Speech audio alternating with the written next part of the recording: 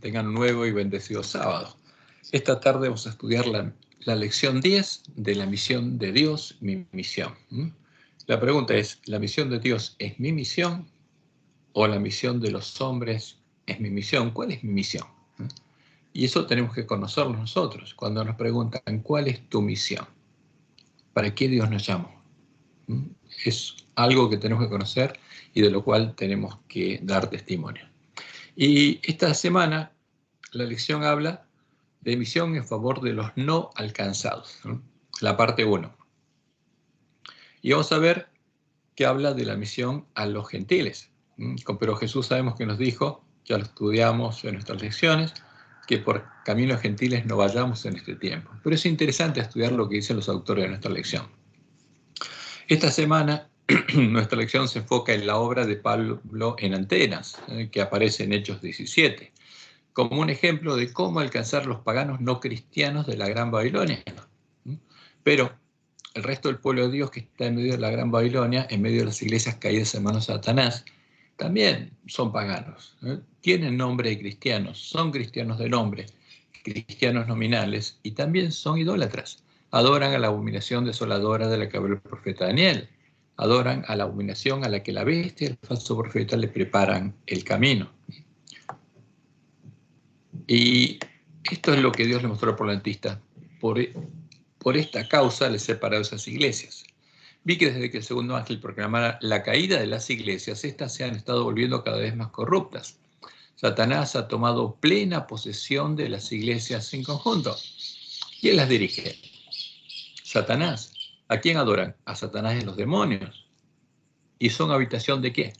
Las iglesias han estado llenándose de toda ave inmunda y aborrecible. Son habitación de demonios. Por eso hay que llamar al pueblo de Dios a salir de ellos. Dios protege a su pueblo hasta que tenga la oportunidad de conocer la verdad, y la va a conocer durante el fuerte pregón. Y leo en Testimonios para la Iglesia, tomo 5, página 4 a 31. Dios ha llamado a su iglesia en este tiempo, como llamó al antiguo Israel, para que se destaque como luz en la tierra. Por la poderosa cuña de la verdad, los mensajes de los ángeles primero, segundo y tercero, la ha separado de las iglesias y del mundo, para colocarla en sagrada proximidad a sí misma. ¿Y estas iglesias en proximidad de quién están? Del que tomó plena posesión de ellas. Por eso el pueblo adventista, estas iglesias no tenían nada que ver. Estaban totalmente separados, porque el pueblo adventista tenía una misión muy clara. Tenía que cumplir las palabras de la profecía. Y en cambio, la bestia y el falso profeta van a cumplir las palabras de la profecía, pero siendo parte del plan de Satanás. Dios separó al pueblo adventista de estas iglesias y, como parte de su misión, le indicó que debe llamar a su pueblo a salir de ellas, como leemos en Evangelismo, página 171. Quien ha de pequeñezca la fuerza de la verdad para este tiempo, la verdad presente ha de ser nuestra preocupación. El mensaje del tercer ángel debe hacer su obra de separar de las iglesias a un pueblo que sostendrá los principios de la verdad eterna. Ahora, ¿qué tenemos que hacer? ¿Unirnos? No. Tenemos que llamar al pueblo de Dios a salir de esas iglesias. ¿Por qué? Porque son habitación de demonios. Y esta obra será completada al comenzar el tiempo de angustia por los 144.000 sellados del pueblo adventista, las primicias de la esposa del Cordero, y con el poder de la lluvia tardía. Y va a predicar este mensaje antes que llegue el fin, hasta que llegue el fin. Y porque después de que llegue el fin, van a caer las 7 últimas plagas sobre la Gran Babilonia y sobre todos los que hayan permanecido en ella, adorando a la bestia y a su imagen, a su ídolo, llamándolo Dios y Cristo, y hayan recibido su marca. Como leemos en Apocalipsis 18, del 1 al 5. Después de esto, vi a otro ángel descender del cielo con gran poder, y la tierra fue alumbrada con su gloria.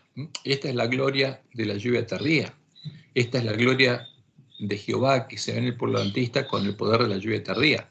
Y clamó con voz potente, diciendo, ha caído la Gran Babilonia. ¿Cómo hay que clamarlo?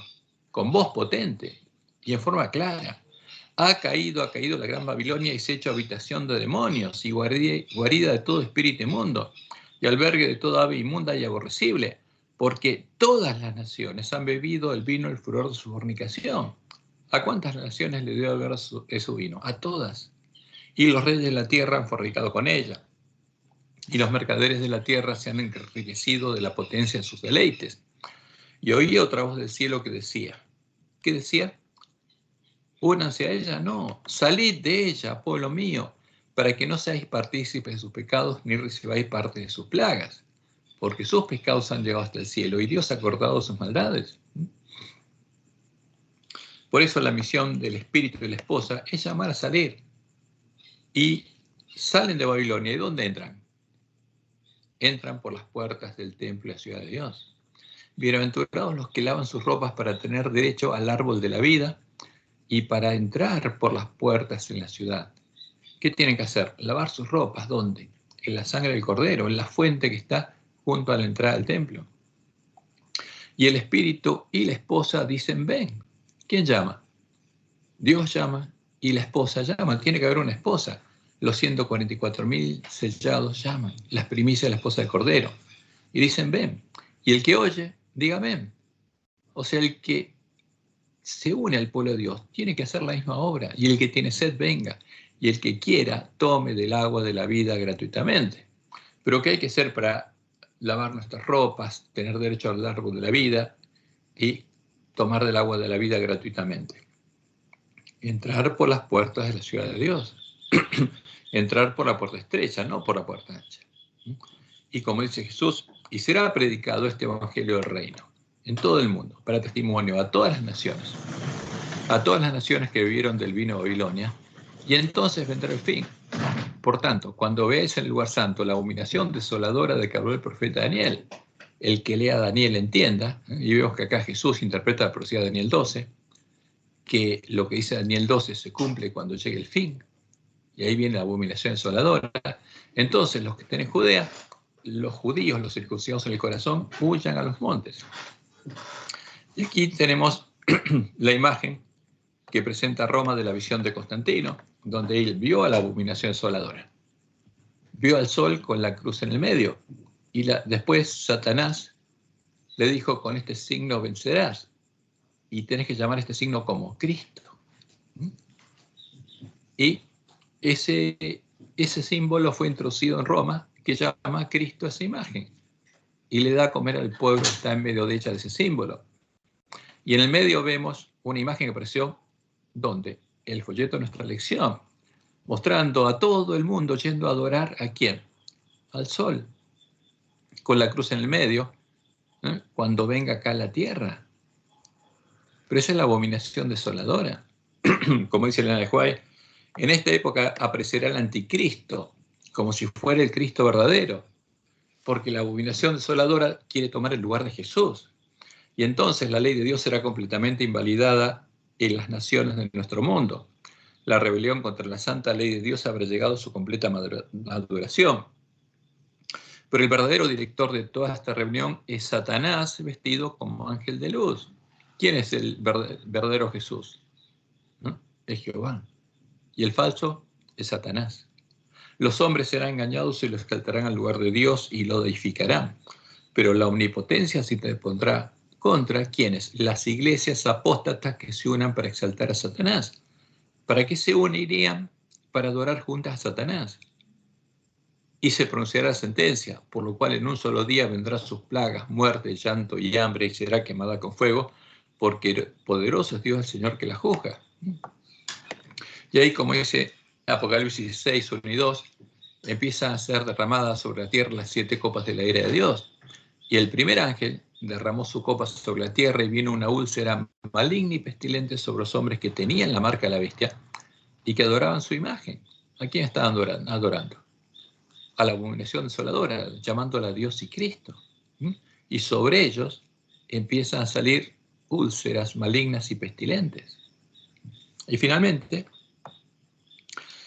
la bestia fue apresada y con ella el falso profeta que había hecho delante de ella las señales con las cuales había engañado a los que recibieron la marca de la bestia y habían adorado su imagen.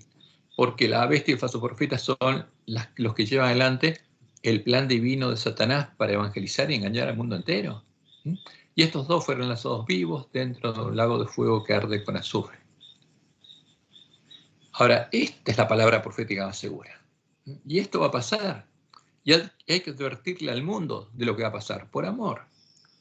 Por eso, cuando nos preguntamos, ¿cómo debemos predicar este mensaje? Debemos tratar de que no ofenda a los dirigentes de la Gran Babilonia ni al pueblo de Dios que está en medio de ella.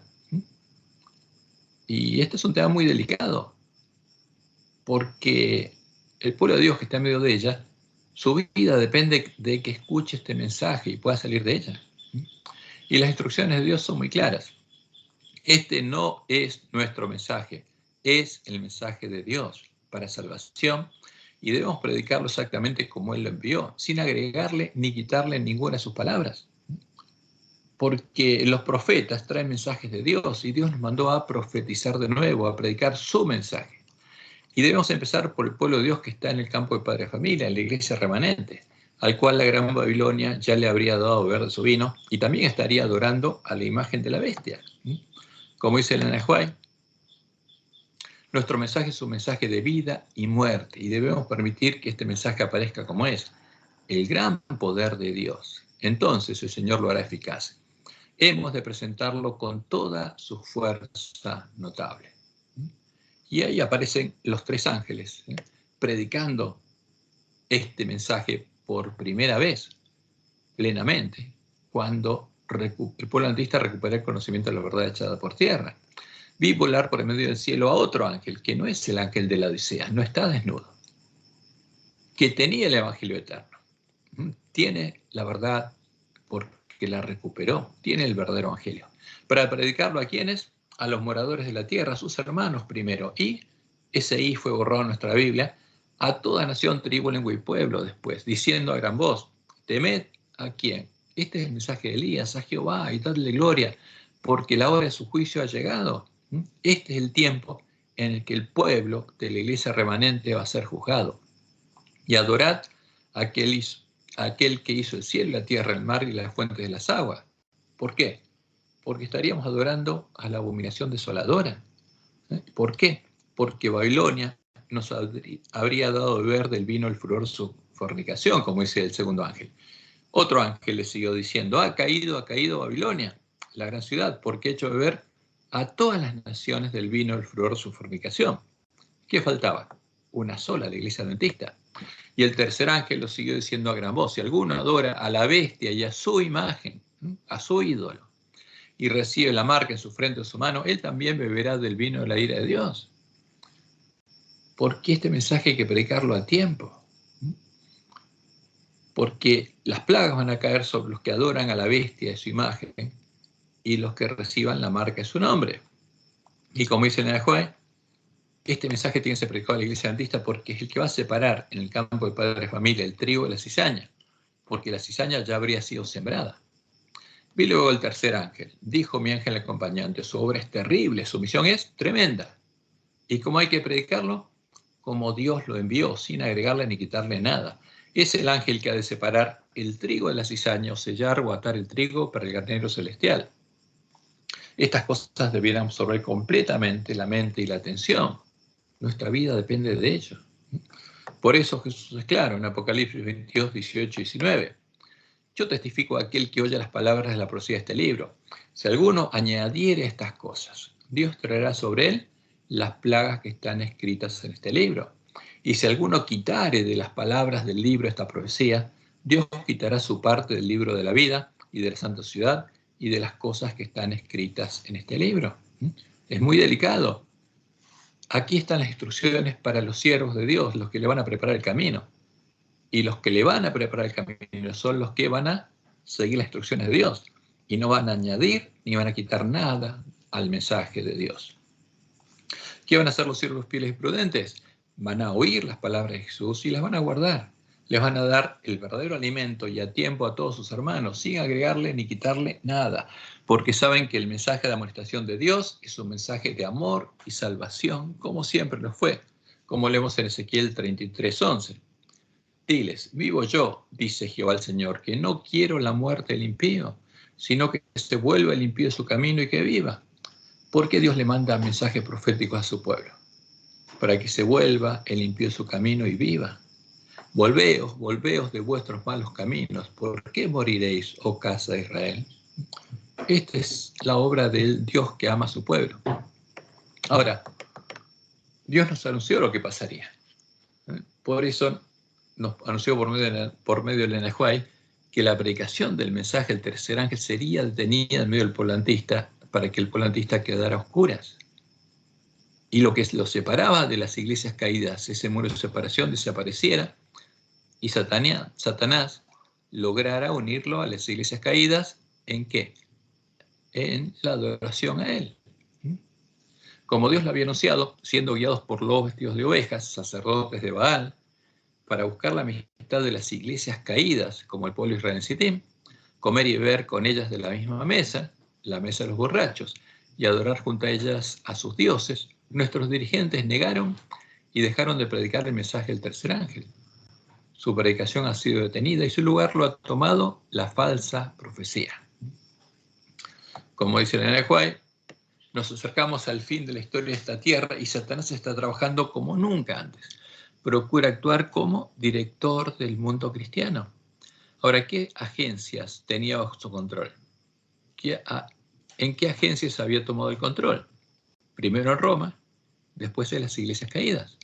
¿Qué le faltaba? Una sola iglesia. Trabaja con intensidad asombrosa mediante sus milagros mentirosos. Se presenta a Satanás como un león rugiente que anda rondando en busca de quien devorar. Desea abarcar a todo el mundo en su confederación. ¿Qué faltaba? La iglesia adventista. Ocultando su deformidad bajo el manto del cristianismo, se arroga los atributos de un cristiano y pretende ser Cristo mismo. Quiere que nosotros lo adoremos como si fuera Jesús. Y en Evangelismo, página 171, leemos los siguientes. Satanás ha ideado un estado de cosas por el cual la proclamación del mensaje del tercer ángel será detenida. En la iglesia adventista no se predicaría más el mensaje del tercer ángel. Por supuesto, se sigue nombrando el mensaje de los tres ángeles, pero se predica otra cosa en su lugar. Y como Dios le mostró, y está escrito en el Conflicto de los Siglos, páginas 666, conforme vaya acercándose la tempestad, muchos que profesaron creer en el mensaje del tercer ángel, pero que no fueron santificados por la obediencia a la verdad, abandonarán su fe en el mensaje del tercer ángel. Por eso la predicación sería detenida e irá a engrosar las filas de la oposición ¿a qué? Al mensaje del tercer ángel. Porque ese mensaje nos separaba y que buscarían unirse. Uniéndose con el mundo y participando de su espíritu, uniéndose con las iglesias caídas que son habitación de demonios y participando de su espíritu. ¿Qué serían? Habitación de demonios, parte de la sinagoga de Satanás, llegarán a ver las cosas casi bajo el mismo aspecto. Hombres de talento y elocuencia que se gozaron un día de la verdad, emplearán sus facultades para seducir y descarriar almas. Y eso pasaría en la iglesia adventista. Por eso, como Dios le mostró, está escrito en Testimonios para el Ministro, página 409, muchos ministros que abandonaron su fe en el mensaje del tercer ángel ocuparán nuestros púlpitos sosteniendo en las manos la antorcha de la falsa profecía encendida por la infernal tea satánica. La verdadera profecía ilumina el lugar oscuro de nuestro camino y la falsa profecía, encendida por Satanás, tiene el objetivo de llevarnos por otro camino. Si se albergan dudas e incredulidad, los ministros fieles serán retirados de entre aquellos que creen saber tanto. O sea, solo se predicaría desde nuestros púlpitos la falsa profecía. Y si alguno predicara la verdadera profecía, sería retirado del púlpito. No le dejarían el púlpito para que predique en nuestras iglesias. Desde nuestros púlpitos solo se escucharía la falsa profecía encendida por la infernal tea satánica. Y por eso Elena citó las palabras de Jesús cuando lloró sobre Jerusalén. Oh, si también tú conocieses, dijo Cristo, lo menos en este tu día, lo que es para tu paz, mas ahora está encubierto de tus ojos. Porque lo que pasó en Jerusalén va a pasar con los adventistas impíos. Y como dice Elena, una cosa es cierta, los adventistas del séptimo día que adoptan su posición bajo la bandera de Satanás, los que se unen a la bestia y al falso profeta bajo la misma bandera, a adorar las mismas imágenes, primero abandonarán su fe las advertencias y reproches contenidos en los testimonios del Espíritu de Dios, porque Dios nos advirtió claramente de qué se trata esto. ¿Cuál sería el resultado? Los varones ancianos, como lo anuncia la profecía, estarían con los gentiles en el antitipo del atrio del templo, símbolo del reino del príncipe de este mundo, adorando al sol, a Baal, el dios de la Gran Babilonia, adorando a la imagen cristiana de la bestia, a la misma imagen del dragón a la que adoran la bestia y el falso profeta. Y esa sería una clara señal de que habría llegado el tiempo de nuestra prueba y sellamiento. Ezequiel 8:16. Y me llevó al atrio, de adentro de la casa de Jehová, y aquí junto a la entrada del templo de Jehová, entre la entrada y el altar, con 25 varones, sus espaldas vueltas al templo de Jehová. ¿Dónde queda la puerta? A sus espaldas. ¿Por qué? Sus rostros están dirigidos hacia el oriente, a dirección contraria a Jehová. Y están adorando al sol. Y adoraban al sol, al dios de Babilonia, postrándose hacia el oriente. ¿Y cómo lo adorarían? Bajo la tradición cristiana de Jezabel, que justamente estaría adorando a la imagen de Baal a la que adora Constantino. Y fue introducida en la Iglesia Católica, y esa es la abominación desoladora, al falso Jesús. Y en nuestros cantos se nos muestra claramente, fíjense, esta es una imagen que aparece en nuestros himnarios, al pueblo adventista, dando la espalda al templo de Jehová, frente al altar, simbolizado por la cruz, y atrás está el sol. Y esa es la imagen del sol y la cruz que Satanás le mostró a Constantino, le dijo: con este símbolo vencerás. ¿Y qué está haciendo el pueblo adventista ahí? Ahí está el ángel de la Odisea adorando al sol, fuera del templo de Jehová. Y ese es el cumplimiento de la profecía. Ahora, eso no implica que se haya cerrado la puerta para el pueblo adventista, la puerta está abierta. Porque este es el tiempo en el que Dios va a aprobar y sellar a su pueblo, el tiempo en el que le manda el mensaje a Elías. Y se va a definir en qué corazones germina la semilla de trigo y en qué corazones germina la semilla de la cizaña. Y la gloria del Dios de Israel se elevó de encima del querubín sobre el cual había estado al umbral de la casa, y llamó Jehová al varón vestido de lino que tenía su cintura el tintero de escribano, y le dijo Jehová: pasa por en medio de la ciudad, por en medio de Jerusalén, no por Babilonia, porque primero es probado y sellado el pueblo de Jerusalén, el pueblo de la iglesia remanente. Y ponles una señal en la frente a los hombres que gimen y que claman a causa de todas las abominaciones que se hacen en medio de ella. ¿Y qué pasa?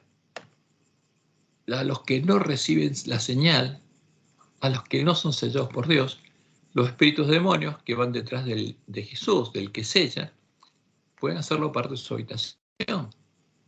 Pueden matarlos y llevarlos a conocer las profundidades de Satanás, para que no quede nada de vida en ellos.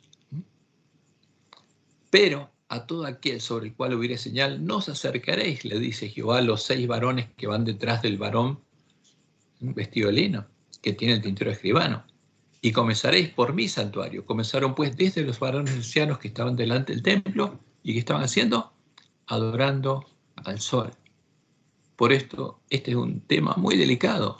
Nuestra vida depende de oír las palabras de Dios sin que nadie le agregue ni le quite nada.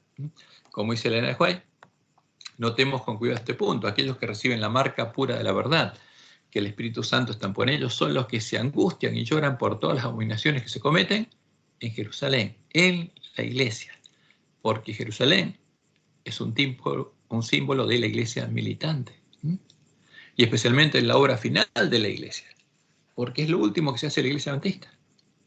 Y esto se hace antes que comience el tiempo de angustia, porque después son separados el trigo de la cizaña, y Dios retira su presencia, como pasó en Jerusalén, cuando se cierra la puerta de gracia. ¿De quién? Deja de llamar a las vírgenes insensatas.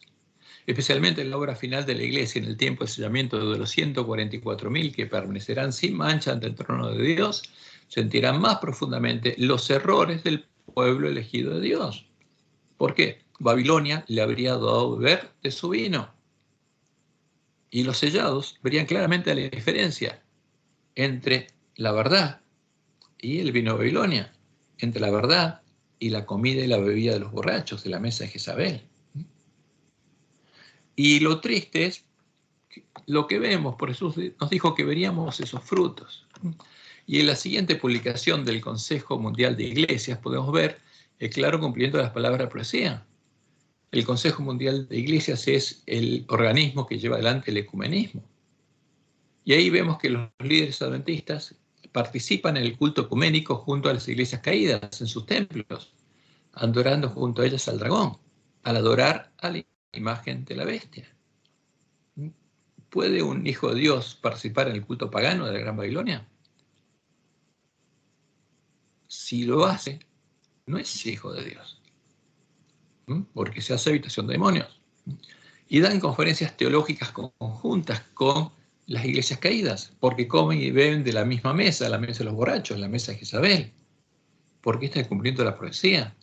Y cooperan en la educación teológica, porque en sus facultades de teología todas forman a sus teólogos en la misma religión, en la adoración del mismo Dios, el Dios ecuménico, el dragón, al adorar a la misma imagen, a la imagen de la bestia.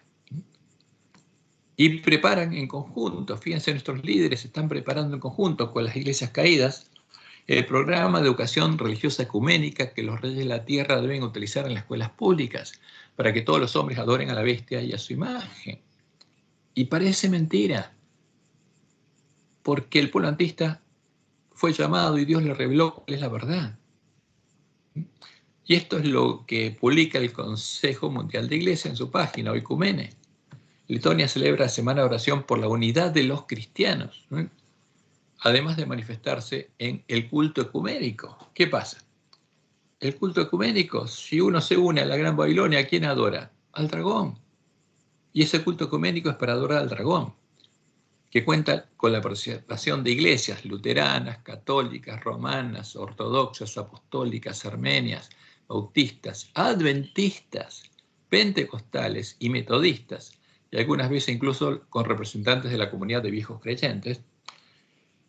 La unidad cristiana en Letonia generalmente se materializa en la cooperación práctica, que incluye, fíjense, conferencias teológicas conjuntas. ¿Por qué? Dan conferencias donde hablan del mismo Dios. Cooperación en la educación teológica, porque en sus seminarios de teología enseñan al mismo Dios, a adorar la misma imagen. O la preparación del programa de educación religiosa ecuménica para escuelas públicas, para que los reyes de la tierra impongan esta educación que lleva a la adoración de la bestia y su imagen.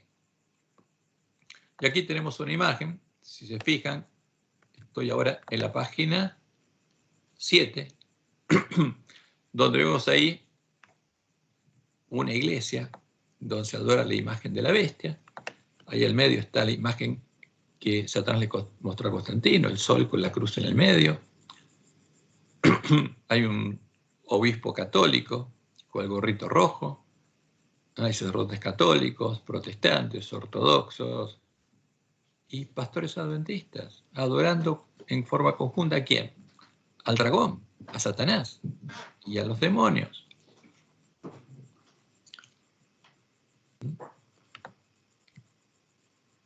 Y nos preguntamos, ¿es esto parte del cumplimiento de la misión que Dios le dio al pueblo adventista? Y la respuesta clara es no, de ninguna manera.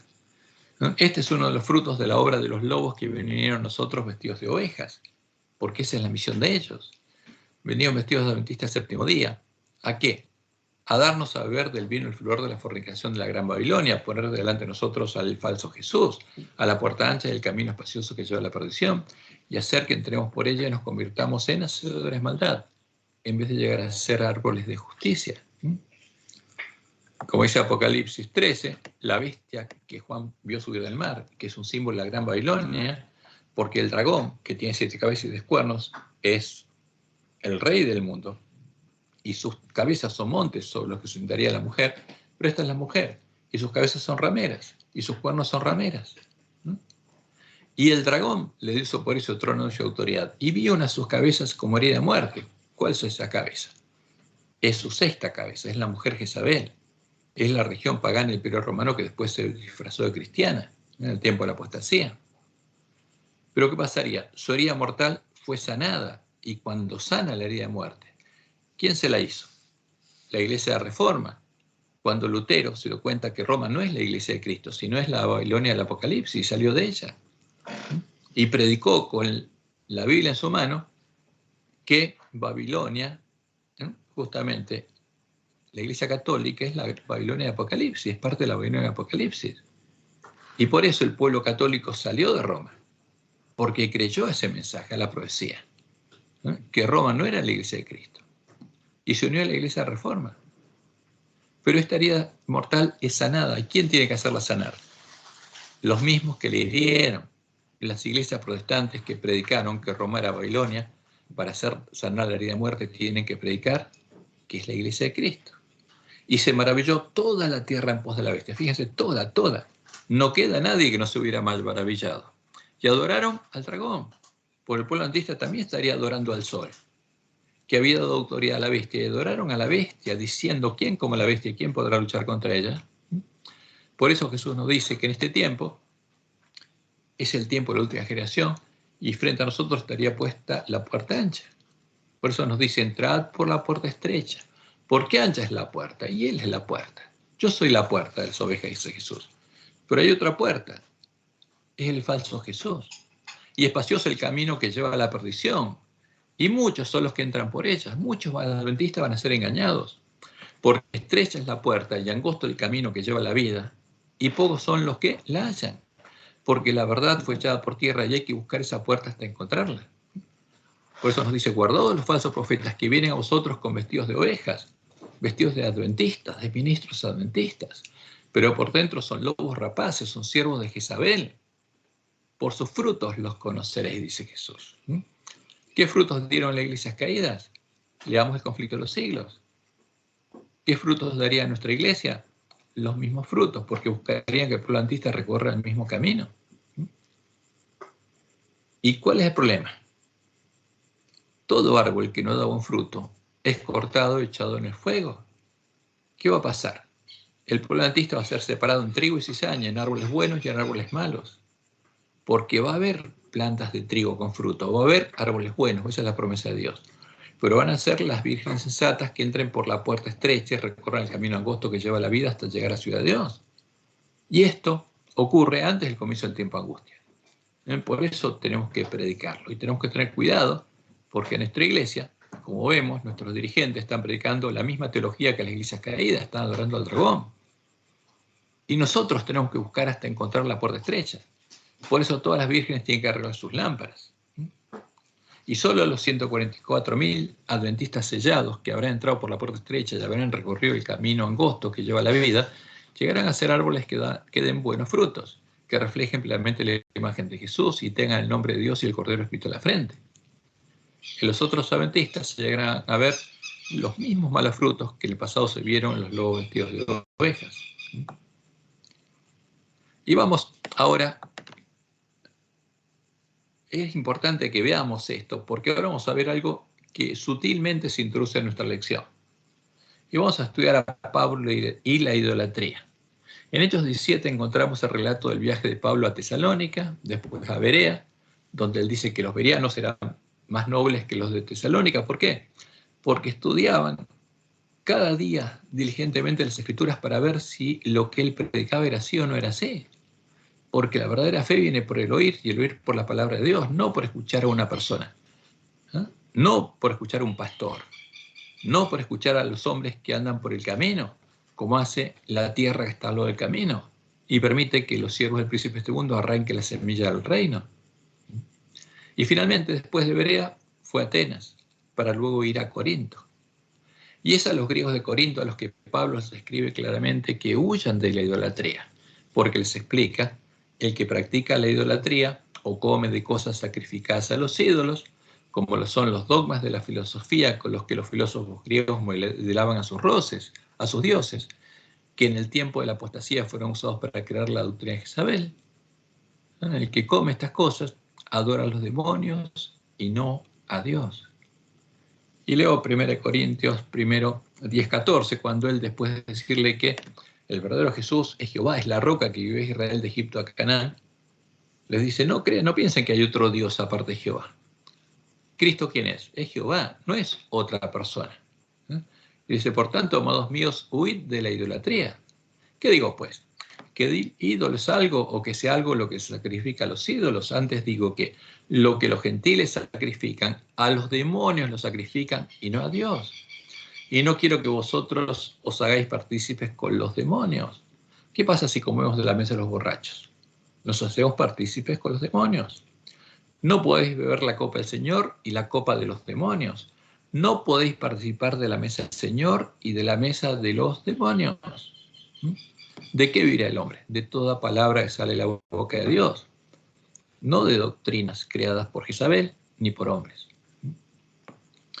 Esto es lo que Dios había anunciado en el cántico de Moisés, que ocurriría cuando su pueblo buscara la amistad de los países vecinos, empezara a adorar a sus ídolos y lo moviera a celos, adorando a sus ídolos. Entonces llegaría para ellos el tiempo de la ira y Jehová los dejaría en manos de lo que ellos habían elegido adorar.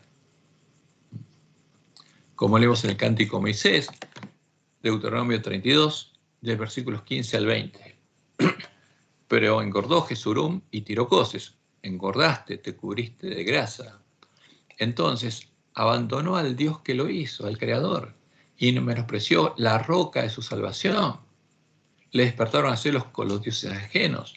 Lo provocaron a ira con abominaciones. ¿Y qué pasa cuando uno adora abominaciones? Como la abominación asoladora, adora a dioses ajenos. Sacrificaron a los demonios y no a Dios. A dioses que no habían conocido, a nuevos dioses venidos cerca, que no habían temido vuestros padres. De Jehová, de la roca que te creó, te olvidaste. Te has olvidado de Dios tu creador, y lo vio Jehová. Y se encendió en ira por el menosprecio de sus hijos y de sus hijas, y dijo, esconderé de ellos mi rostro, veré cuál será su fin, porque son una generación perversa, hijos infieles.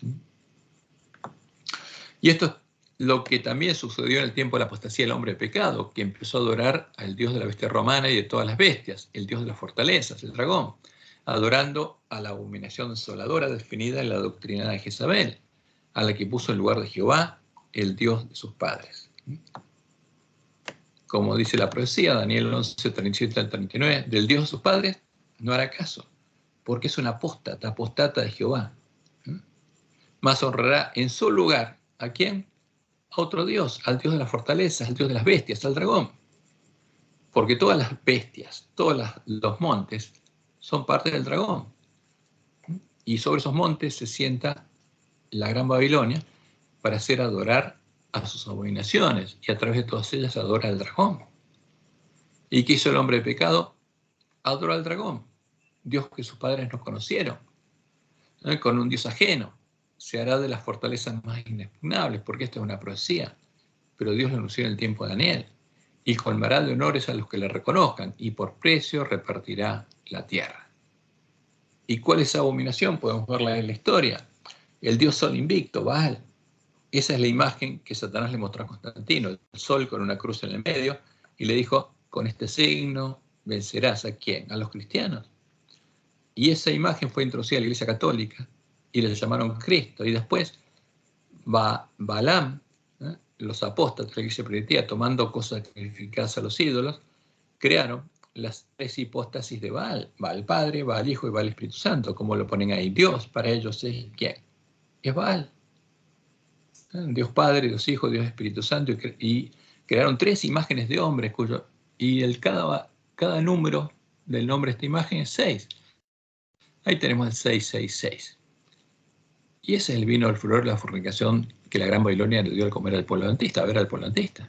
Y ahí está el libro de la Trinidad, publicado por la Iglesia Adventista, porque esta imagen es la imagen en la que estamos adorando para adorar al sol, y para adorar a los demonios y no a Dios.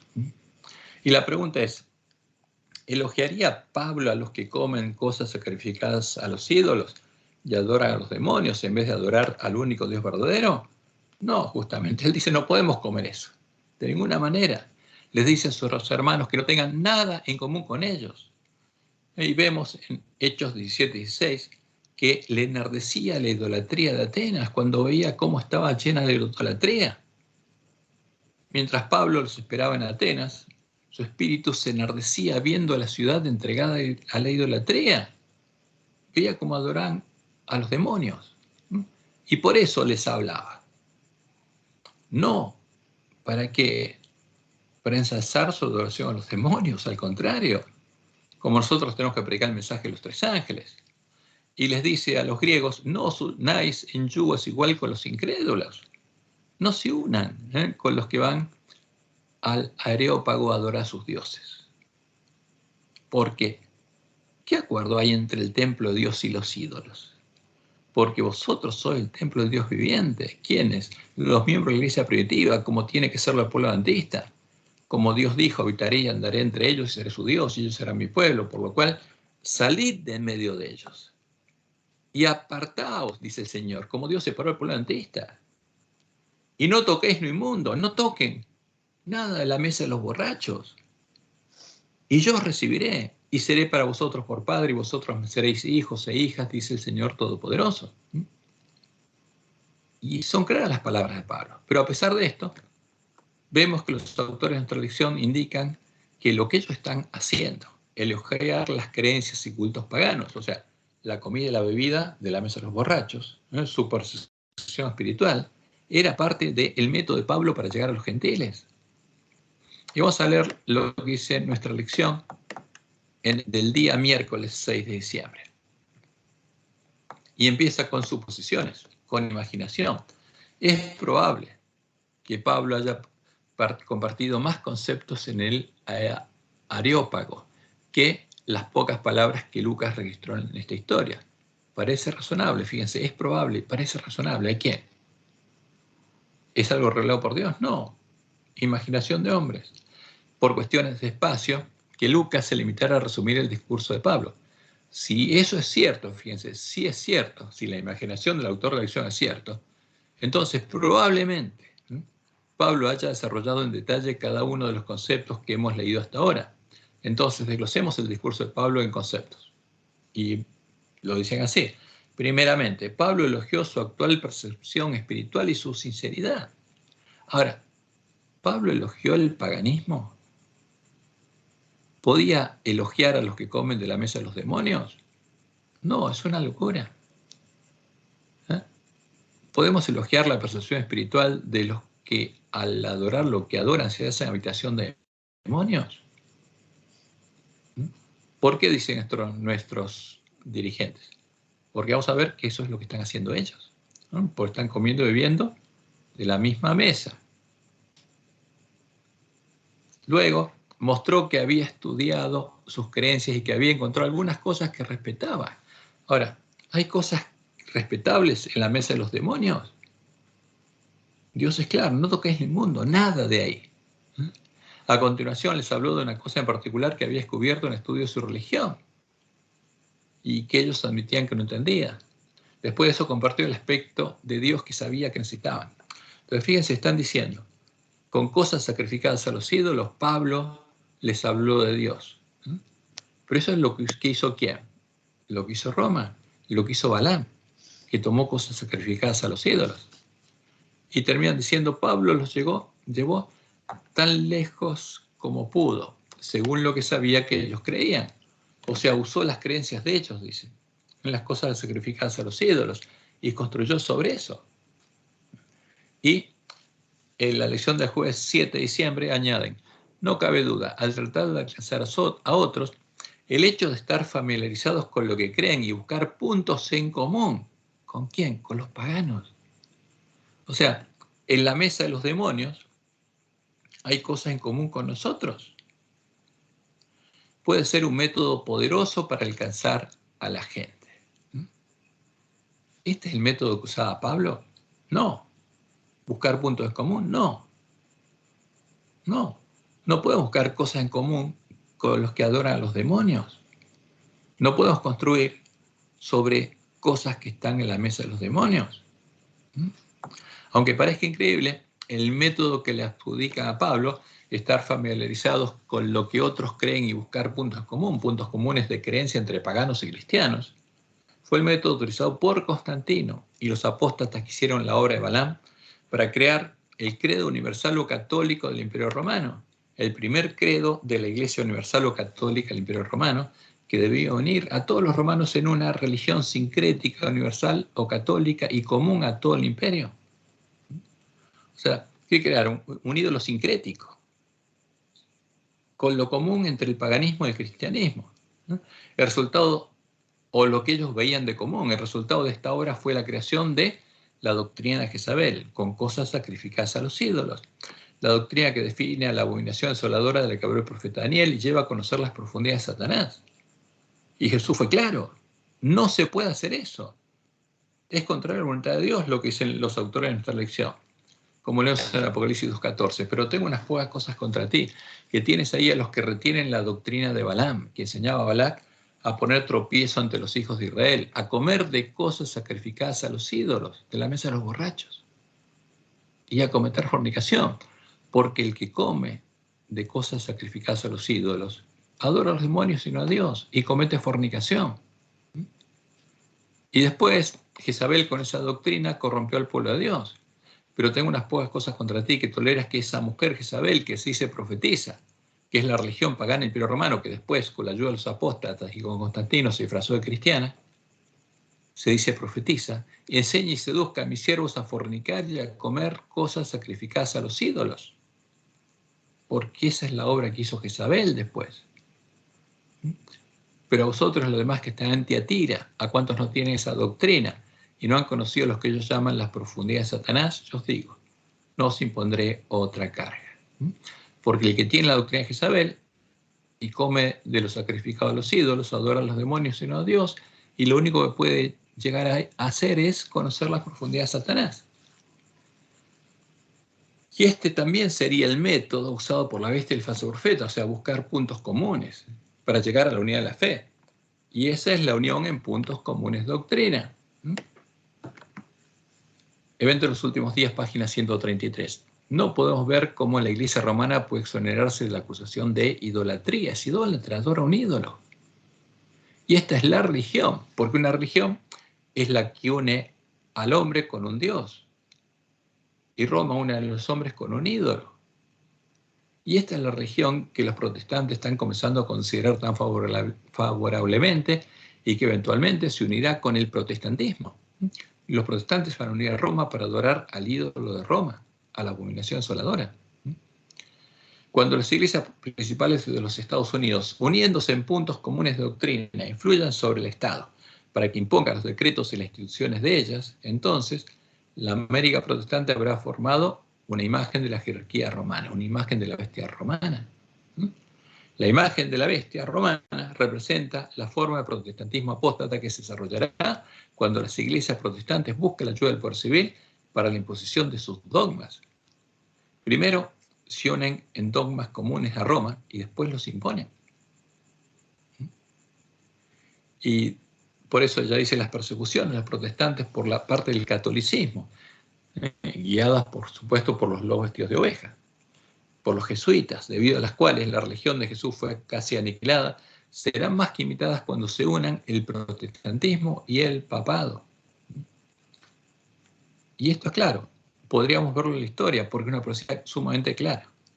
¿Cuáles serían los puntos comunes de doctrina? Y sería el vino, las doctrinas que Babilonia ya le habría dado a ver a todas las naciones y que tendrían en común todas las mujeres cristianas de la tierra, incluyendo la iglesia remanente, la iglesia adventista.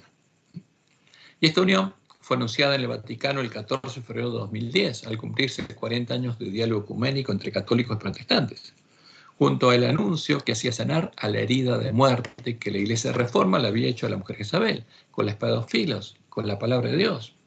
Las iglesias protestantes la reconocían ahora como la Iglesia de Cristo. Y por supuesto hacían sanar la herida de muerte y se unían a ella. Y esto fue anunciado el 14 de febrero de 2010, el Día de los Enamorados. Durante 3 días se celebró en el Vaticano un encuentro ecuménico internacional con el título Cosechando los frutos. ¿Los frutos de qué? De 40 años de diálogo ecuménico. ¿Y qué pasó ahí? Eligieron el Día de los Enamorados. Y el cardenal señaló, en referencia al encuentro, que los participantes habían afirmado su fundamento común en Jesucristo y en la Santísima Trinidad, tal como se expresa en nuestro credo común y en la doctrina de los primeros concilios ecuménicos. La doctrina creada en los concilios ecuménicos de la nueva Iglesia Universal Católica de Roma, creada por Constantino, empezando por el credo de Nicea. Entonces, ¿qué hicieron los protestantes? Dejaron de lado la Biblia. Reconocieron a Roma como la Iglesia de Cristo y su autoridad para definir doctrina, y se sometieron a su autoridad, a las doctrinas definidas por Roma en sus concilios ecuménicos. Y ese sería el fundamento común. Ahora, ¿qué fundamento es ese? ¿La arena o la roca? Y obviamente es la arena. Es la arena del mar, lo que une a la tierra con el mar. ¿Y qué hicieron?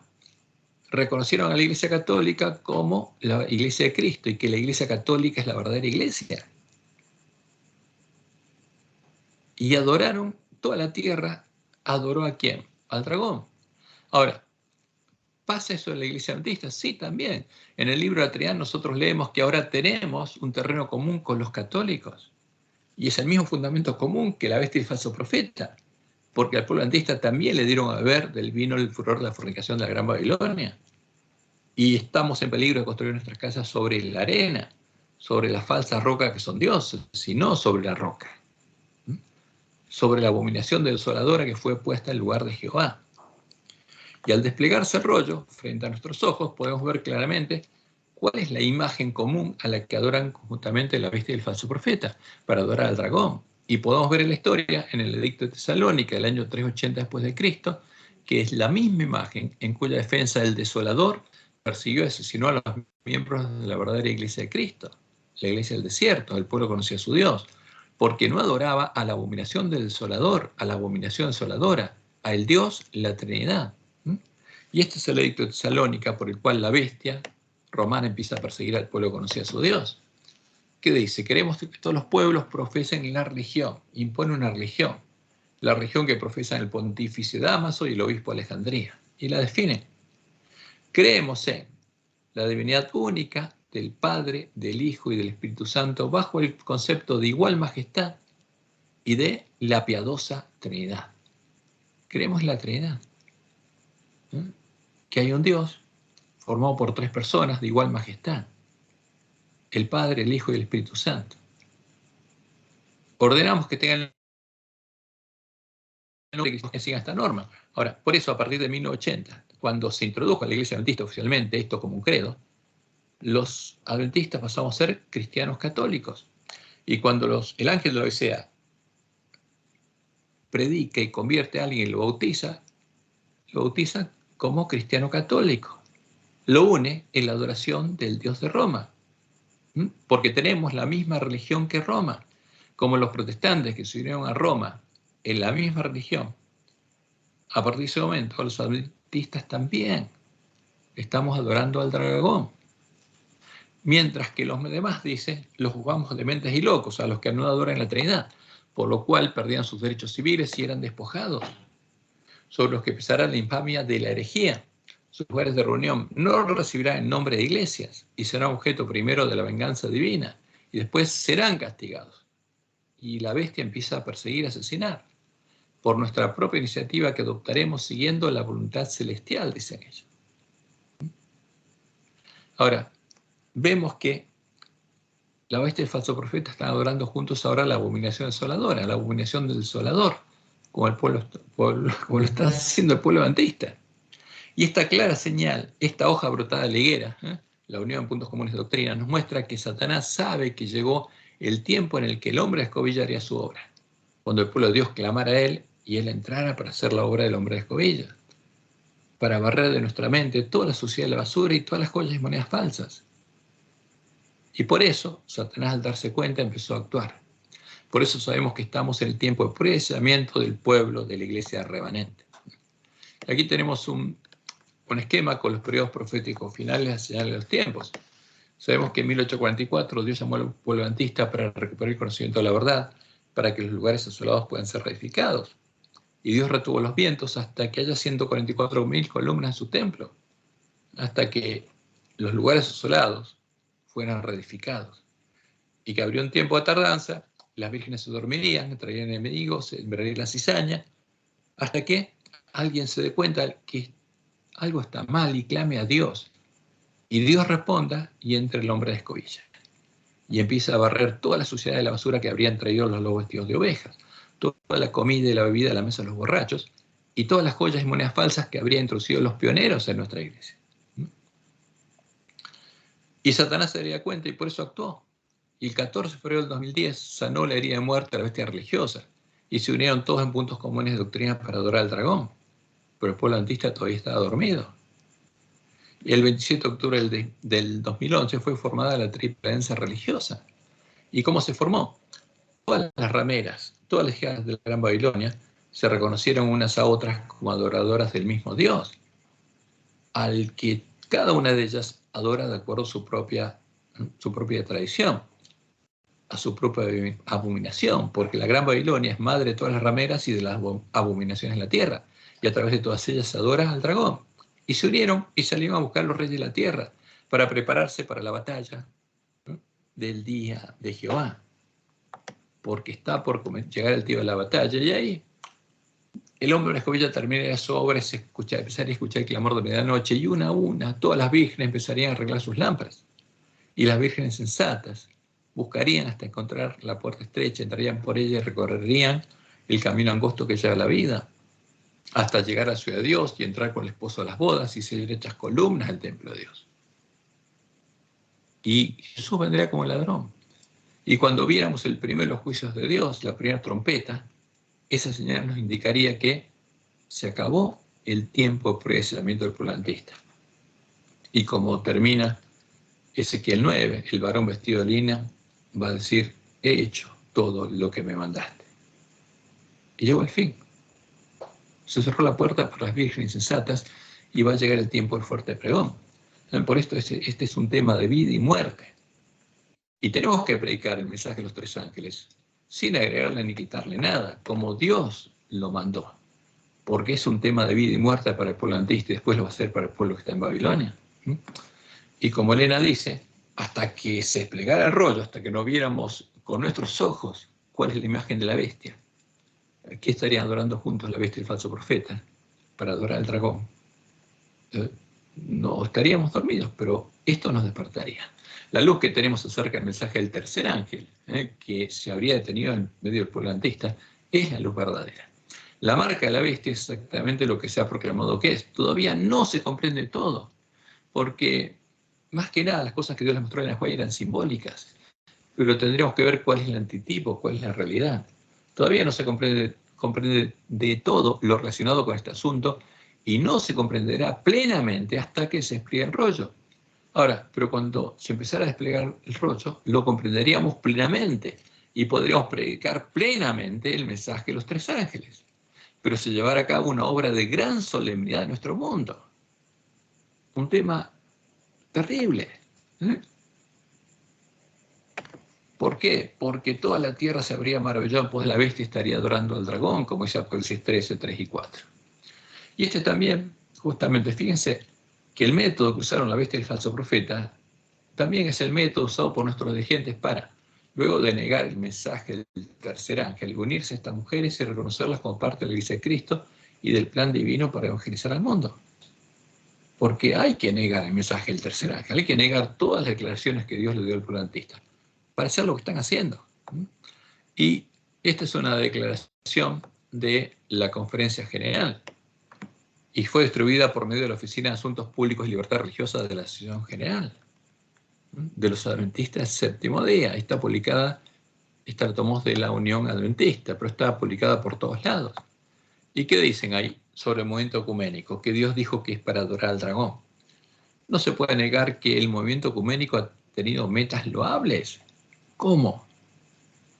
El movimiento levantado por Satanás tiene metas loables y algunas influencias positivas. Su gran meta es la unidad visible del cristianismo. Pero es la unidad visible de todos para adorar al dragón, porque es la unidad de la Gran Babilonia. Ningún adventista puede oponerse a la unidad por la que Cristo mismo oró, dice.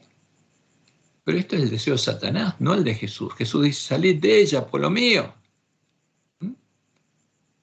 Ahora, ¿qué pasa? El que escribe esto está borracho, o es un lobo, o es un adventista que tomó mucho vino, porque es una locura decir esto. El movimiento ecuménico ha promovido relaciones más bondadosas entre las iglesias, con más diálogo y menos diatribas, y ha ayudado a eliminar prejuicios sin fundamento. ¿Cuáles eran los prejuicios? Los que nos separaban. El mensaje del tercer ángel, que ha sido detenido y ha sido negado. y habla de las relaciones de los adventistas con otros cuerpos religiosos. Y ponen justamente el libro de Reglamentos Eclesiásticos Administrativos de la Asociación General número 75, que afirma que los adventistas reconocen toda agencia que eleva a Cristo entre los hombres como una parte del plan divino para la evangelización del mundo. Pero Dios no dijo que Satanás tomó plena posesión de esas agencias, empezando por Roma en el tiempo de la apostasía y siguiendo por las iglesias caídas. Sí. ¿Son parte del plan de Dios o del plan de Satanás? Son parte del plan divino de Satanás para evangelizar y engañar al mundo entero. ¿Y quiénes reconocen a esas agencias como parte del plan divino? Obviamente, tienen que ser lobos vestidos de oveja, porque un adventista despierto, conociendo las declaraciones de la Biblia y lo que Dios dijo y viendo lo que está pasando en la historia y actualmente, no puede decir esta barbaridad. Y tienen en alta estima a los hombres y mujeres cristianos de otras comuniones que están ocupados en ganar almas para Cristo. A ver, los hombres de otras comuniones, de estas iglesias, ¿para quién están ganando almas? ¿Para Cristo o para el dragón? ¿No están haciendo que adoren al dragón? Cuando hacen obra misionera, ¿no los convierten en la adoración del dragón? En 1980 la Asociación General nombró un concilio de relaciones entre las iglesias. ¿Cuándo fue? En 1980, cuando definieron las creencias por primera vez, se hizo votar en el Congreso de la Asociación General a un conjunto de creencias y se introdujo a la Trinidad ahí adentro, como creencia fundamental número 2. Y simultáneamente, quisieron de la Asociación General nombrar un concilio de relaciones entre las iglesias con el fin de dar supervisión y orientación general a las relaciones de la iglesia con los demás cuerpos religiosos. ¿Por qué? Ahora adoramos al mismo Dios, tenemos un fundamento común, como dice el libro de la Trinidad. Este concilio de tiempo en tiempo ha autorizado tener conversaciones con otras organizaciones religiosas cuando sentía, ¿quién le hace sentir? Que esto podría ser beneficioso. Pero Dios dijo que nos separemos. ¿Para qué es beneficioso? Para Satanás. Los líderes adventistas deberían ser conocidos como constructores de puentes. ¿Entre quién? Entre el pueblo adventista y la Gran Babilonia. Y esto es evidente. Nuestros líderes están comiendo y bebiendo a la mesa de los borrachos.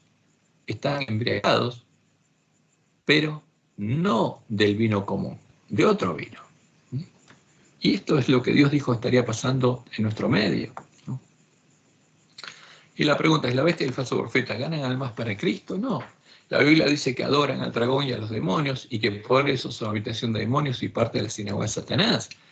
Y son parte del plan divino del dragón para evangelizar y engañar al mundo entero. ¿Qué está pasando? Nuestros dirigentes quieren unirse a ese plan. Quieren unirse a estas mujeres, como Israel en Sittim. Pero Helena fue clara, conflicto de los siglos 6-28. El papado es precisamente lo que la profecía declaró que sería la apostasía de los postreros días. ¿Será posible que este poder, cuya historia se escribió durante 1000 años con la sangre de los santos, sea ahora reconocido como parte de la Iglesia de Cristo? ¿Sería posible? Y aunque parezca mentira, es lo que hacen nuestros dirigentes, y como vimos en las imágenes del Consejo Mundial de Iglesias, está adorando junto a estas iglesias, en el mismo templo y al mismo Dios. Está adorando al dragón. Y por eso nos preguntamos, ¿nuestros dirigentes ganan almas para Cristo? Están ganándolas para el mismo Cristo que las iglesias caídas. Como Jesús lo anunció en su ceguera, lo creen, se creen ricos, y no saben que son desventurados, miserables, pobres, ciegos y desnudos. No saben que, como Dios lo anunció, también están en el atrio junto a los gentiles, adorando al dragón. Esto es lo que Dios anunció que estaría pasando en el tiempo de la última generación, cuando ya se habría desarrollado en nuestra iglesia la apostasía omega y habrían sido introducidas el alfa y la omega de las herejías mortíferas sobre la presencia y la personalidad de Dios, siendo el alfa de esas doctrinas la doctrina que Isabel sencillamente atira, como lo identificó Elena de White, a la doctrina de la Trinidad. En este tiempo, Dios llamaría, despertaría y liberaría a su pueblo. Como dice la profecía, Isaías 30, 19 al 23, ciertamente el pueblo morará en Sión, en Jerusalén, como dice la profecía de Apocalipsis. En la cima del monte Sión va a haber 144.000 que van a estar con Jesús y van a tener el nombre de él y su Padre escrito en la frente. Y el pueblo de la iglesia remanente morará en Sion, primero en Jerusalén. Nunca más llorarás. El que tiene misericordia se apiadará de ti. Al oír la voz de tu clamor te responderá, como el hombre de escobilla. Bien que os dará el Señor pan de congoja y agua de angustia. Con todos tus maestros nunca más te serán quitados, sino que tus ojos verán a tus maestros. Vas a ver a los que prediquen el clamor de medianoche, el mensaje de Elías. Entonces tus oídos oirán a tus espaldas. ¿Por qué a las espaldas? Porque estaríamos adorando al sol en el atrio, postrados hacia el oriente, y el templo de Dios está a las espaldas. Y todos los que entren por la puerta estrecha y empiecen a recorrer el camino angosto tienen la misión de llamar a sus hermanos y darle alimento a tiempo. Por eso tus oídos oirán a tus espaldas palabra que diga, este es el camino, andad por él. ¿Y quién va a decir eso? El que anda por ese camino. Y no echéis a la mano derecha ni tampoco torzáis a la mano izquierda. Entonces profanarás la cubierta de tus esculturas. ¿A qué estaríamos adorando? A ídolos. De plata y la vestidura de tus imágenes fundidas de oro. Les apartarás como trapo asqueroso. Sal fuera, les dirás. Tendríamos que dejar de adorar a los ídolos. Entonces, ¿dará quién? Jehová el Señor lluvia a tu sementera cuando siembres la tierra. Cuando siembres la verdadera semilla de trigo. Y el camino angosto está en el santuario, en el templo de Dios. Y el final del camino es la Nueva Jerusalén, que es un símbolo de la iglesia triunfante, en la que va a haber panes sin levadura, sin pecado, como Jesús, y ungidos con aceite de la unción. Pero hay un camino que empieza por creer en el verdadero Jesús, el verdadero Cordero de Dios, y entender el Evangelio del Reino de Dios. Y ser lavados en la fuente, ser vestidos de vestiduras blancas, no como el ángel de la Odisea que está desnudo. Y entrar por la puerta estrecha al reino de Dios y empezar a recorrer el camino angosto, en el que Dios nos va a transformar a imagen de Jesús y va a poner su trono en nosotros. Y a su lado se va a centrar ¿quién? Nuestro sacerdote, el varón cuyo nombre es el renuevo, Jesucristo hombre. Porque hay un solo Dios y un solo mediador entre Dios y los hombres, Jesucristo hombre. Por eso Jehová anuncia, por tanto mi pueblo sabrá mi nombre por esta causa en aquel día, porque yo mismo que hablo, aquí estaré presente, van a ser parte de mi templo.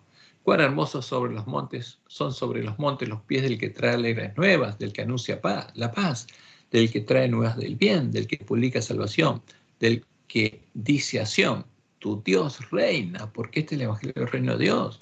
Dios mismo va a estar reinando, va a poner su trono en los que crean a su evangelio y se lo pidan. Voz de tus atalayas alzarán la voz, juntamente darán voces de júbilo, porque ojo a ojo verán que Jehová vuelve a traer a Sión. Jehová nos va a llevar a la cima del monte Sión. Cantad alabanzas, alegraos juntamente, soledades de Jerusalén, porque Jehová ha consolado a su pueblo. ¿Quién es nuestro consolador? Jehová nos va a consolar. A Jerusalén ha redimido.